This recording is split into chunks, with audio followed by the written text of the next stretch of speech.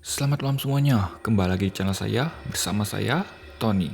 Di video ini, kita akan membahas tentang kematian dari Elisa Lam, yang penuh dengan misteri, dan katanya sudah terpecahkan. Benarkah sudah terpecahkan? Tanpa berlama-lama, kita masuk ke intro terlebih dahulu. Intro, mulai.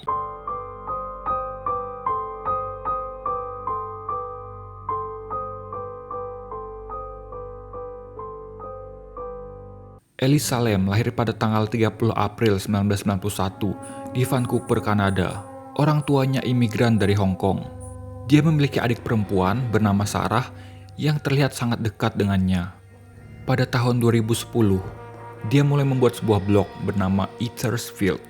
Di dalam blognya ini, dia memposting segala sesuatu yang dia sukai, yaitu foto model dengan pakaian modis. Dan di blognya ini juga, dia mengisahkan hidupnya, terutama perjuangannya melawan penyakit mental yang dia derita. Dia didiagnosa dengan bipolar dan depresi. Setelah lulus SMA, dia mendaftarkan dirinya di Universitas British Columbia. Namun di sanalah penyakit mentalnya menjadi semakin buruk dikarenakan padatnya jadwal di kampusnya ini.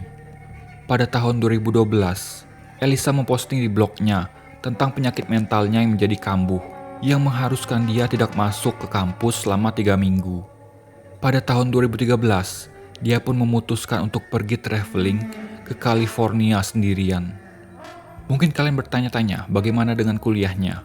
Well, dia memutuskan untuk cuti sementara, dan dia beranggapan mungkin saja traveling ini bisa mengembalikan kesehatannya. Selama traveling, dia selalu memberi kabar kepada orang tuanya beberapa kali dalam sehari, dan selalu memberitahu rencananya selanjutnya. Kemudian pada tanggal 28 Januari 2013, Elisa menginap di sebuah hotel bernama Stay on Main, yang dulunya bernama Hotel Cecil, bertempat di Los Angeles.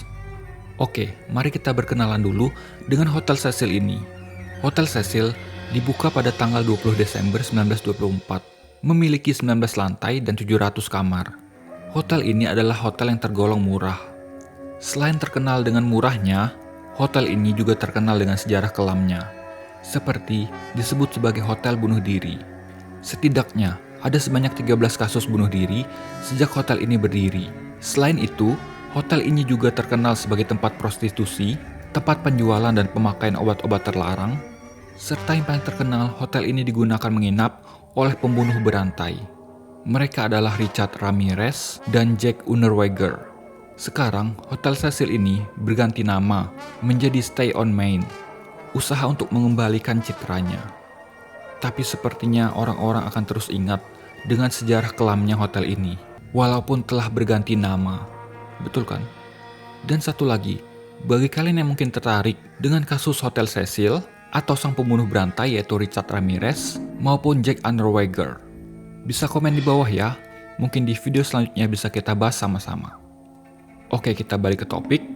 Awalnya, Elisa menempati kamar dengan 2 orang lain di kamarnya.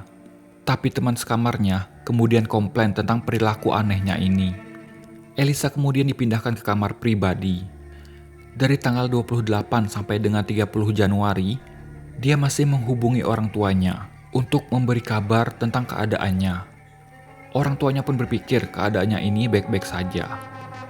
Tapi pada tanggal 31 Januari, yang seharusnya dia sudah check out dari hotel, tapi kenyataannya dia tidak pernah melakukan hal itu. Bahkan di hari itu, dia tidak menghubungi orang tuanya. Pertama kalinya dia lakukan selama dia melakukan traveling ini. Karena orang tuanya tidak mendapatkan kabar darinya, mereka pun menjadi khawatir dan kemudian menghubungi pihak kepolisian. Pada tanggal 1 Februari 2013, keluarga Elisa pun berangkat untuk mencari Elisa di hotel itu bersama dengan pihak kepolisian. Mereka telah mencari ke berbagai tempat, bahkan sampai ke atap hotel. Tapi sayangnya mereka tidak dapat menemukan Elisa dimanapun. Setelah seminggu pencarian yang sia-sia, pihak kepolisian memutuskan untuk mempublish hilangnya Elisa ke media dan memposting fotonya di internet. Siapa tahu mungkin saja ada orang yang melihatnya ataupun menemukannya. Kemudian setelah 2 minggu hilangnya Elisa, tepatnya pada tanggal 15 Februari 2013, Pihak kepolisian merilis video penampakan terakhir Elisa yang diambil di salah satu kamera lift di Hotel Cecil di hari di mana Elisa dilaporkan hilang. Video ini kemudian menjadi sangat viral. Banyak orang yang menghubungkan kejadian ini dengan kejadian paranormal. Karena dalam videonya ini, Elisa terlihat linglung dan sempat terlihat seperti dikejar seseorang. Tapi ada juga yang berpendapat pada saat itu lift Hotel Cecil sedang rusak, jadinya agak lama untuk tertutup. Bahkan ada yang berteori bahwa video ini sempat diedit. Mereka berpendapat beberapa bagian dari video ini telah diperlambat dan ada bagian sekitar 1 menit dari rekaman yang telah dihapus. Hal ini mungkin dilakukan untuk melindungi identitas seseorang yang seharusnya ada di dalam video. Bagaimana menurut kalian teori ini? Apakah mungkin setelah beberapa hari perilisan video itu, beberapa tamu hotel mulai mengeluhkan tekanan air yang rendah dan juga airnya mulai berwarna hitam serta memiliki rasa yang aneh.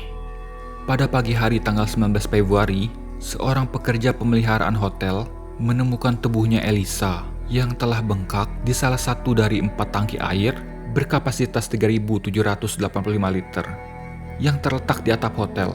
Tangki air ini digunakan untuk kebutuhan kamar mandi tamu, dapur, dan kedai kopi hotel. Jadi, untuk semua tamu hotel maupun pengunjung kedai kopi yang berkunjung dari tanggal hilangnya Elisa sampai dengan penemuan tubuhnya Elisa ini pernah mencicipi rasa dari mayat. Menurut keterangan, tidak ada tangga yang memungkinkan orang untuk bisa memanjat ke tangki itu. Elisa ditemukan dalam keadaan tanpa busana di dalam tangki air yang tertutup. Pakaiannya serta kunci kamarnya berada di tempat yang sama di mana tubuhnya ditemukan. Tidak ada bukti kekerasan di tubuhnya, pelecehan seksual, maupun adanya percobaan bunuh diri. Di dalam tubuhnya, diketahui dia mengkonsumsi obat-obatan untuk mengobati penyakitnya ini. Dan juga ditemukan jenis obat-obatan yang tidak diresepkan dokter. Namun, para ahli mengatakan bahwa konsentrasi obat-obatan di dalam tubuhnya menurun. Hal ini menunjukkan bahwa dia sedang mencoba untuk berhenti meminum obat-obatannya ini. Kepolisian kemudian menyimpulkan penyebab kematiannya Elisa ini adalah karena lemas tenggelam, dikarenakan kecelakaan. Tapi yang jadi pertanyaan, bagaimana bisa Elisa sampai ke sana? Sedangkan pintu untuk pergi ke atap hotel dikunci dengan hanya staf yang memiliki kode akses dan kuncinya. Dan jika ada orang yang diam-diam pergi ke sana, mereka akan memicu alarm. Jadi tidak mungkin Elisa bisa sampai ke sana tanpa diketahui orang. Nanti dulu, ada seseorang pengguna internet sempat memposting video tentang bagaimana mudahnya dia pergi ke atap Hotel Cecil tanpa memicu alarm. Video ini direkam setelah penemuan tubuhnya Elisa. Jadi orang ini memang sengaja untuk membuktikan apakah benar yang diterangkan oleh pihak hotel. Bahkan di video ini, kita dapat melihat bahwa adanya tangga yang mengarah ke atas tangki. Dan juga kita bisa melihat bahwa tidak semua tangki tertutup rapat seperti yang diterangkan. Yang anehnya, kenapa polisi tidak menjadikan video ini menjadi bukti? Jadi, apakah video ini menjelaskan misteri dari meninggalnya Elisa Lam ini? Ataukah tidak? Bagaimana menurut kalian? Yang bikin heboh juga, Elisa diketahui memiliki sosial media yang bernama Tumblr. Setelah kematiannya, sosial medianya ini tiba-tiba memposting sendiri. Ada yang berpendapat sosial medianya ini menggunakan fitur automatic post.